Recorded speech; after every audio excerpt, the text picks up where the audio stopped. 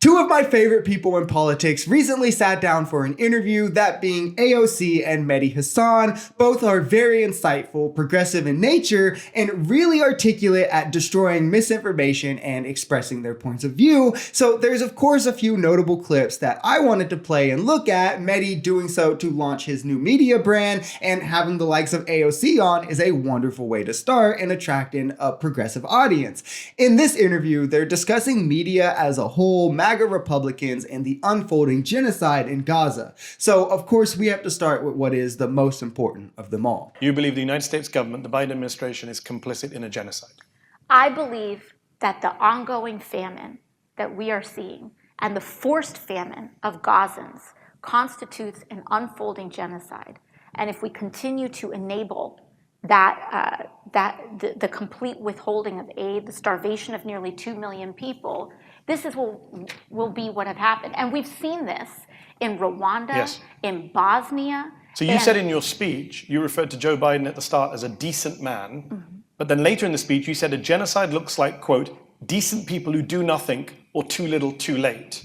Is that a reference to Joe Biden, that he's a decent man who is doing nothing or doing too little too late? I think when we see how genocides unfold, they happen not just with intent. Now, to be very clear, this is absolutely a genocide. You do not have to remove the entire race for it to qualify as genocide. It is specifically the killing of a large number from an ethnic group with the aim to destroy. Israel has historically voiced its intent to rid of Palestine numerous times, and now they've killed over 30,000 civilians, mostly women and children. The Genocide Convention, which is the ICJ and international rulings, lists 5 acts where if anyone is committed with the intent to destroy, in whole or just in part, it constitutes genocide. And Israel clears 3 or 4 of these easily. Killing members of a group, they've killed over 30,000 civilians. Causing serious bodily or mental harm, 1 out of 3 kids in Gaza are currently starving and suffering from famine. And even before all of these atrocities, over 50% of Gazan children had PTSD. Now you can sprinkle in anxiety and depression on top of that. Deliberately inflicting conditions calculated to destroy. Israel has purposely been blocking aid into Gaza, turning around entire trucks of food and water for one small issue, like a knife or a fork that they say are too sharp, right? Keeping them without food or water, electricity, telling them to evacuate safe zones, and then bombing the safe zones that they go to sounds like conditions calculated to destroy. And the final 2 are ones that they meet less directly, but I still think you could say they clear. Leaving Gaza without electricity and bombing hospitals sure makes it hard to have births, and they've displaced almost 2 million Palestinians, again, mostly women and children, since this conflict has began.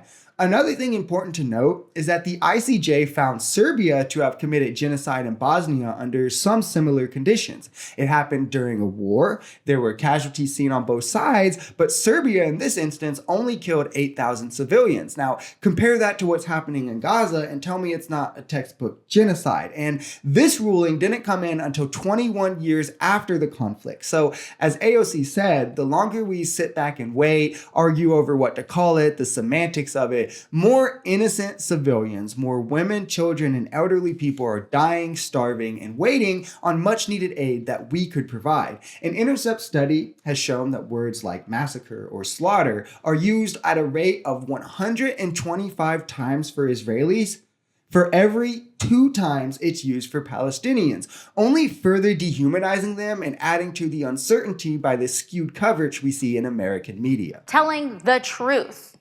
I mean, there is an enormous dishonesty at times when we talk about both sides. The reach for an equivalence where there is none is fundamentally dishonest. And I think we need to be clear about that. This idea that we're going to, he's fascist and he's kind of old. I don't know.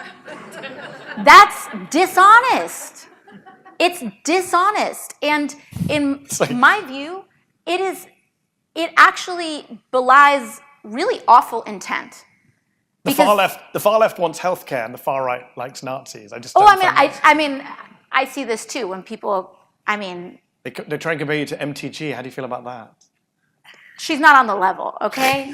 Like that's just. That's just what it is. She is exactly right here. I think there's a sense of, when we're speaking specifically on the far left, that if we're going to go at Biden, we have to portray him as equal to Trump because Trump's bad. So if we want to portray Biden bad, we have to say they're both the same, which is very much just dishonest. Like, to be honest, there's plenty with Biden that I disagree with him. Like, as a progressive, I think he drills too much oil. He ran on a public option. There is not a public option. They kind of gave up on raising minimum wage a little too early for my liking, but I'm not, because of some of my gripes with him, going to turn around and say, yeah, he's just as bad as Trump. Yeah, he's just as inefficient as a president as Trump, because no, he had much more legislative successes. He did still expand Medicare for more seniors. He still gets us closer to a public option. He lowered medicine costs across the board, brought hundreds of thousands of jobs a month over month, actually, and strengthened social programs. All the while, Trump pandered to the rich during his presidency and weakened those exact measures.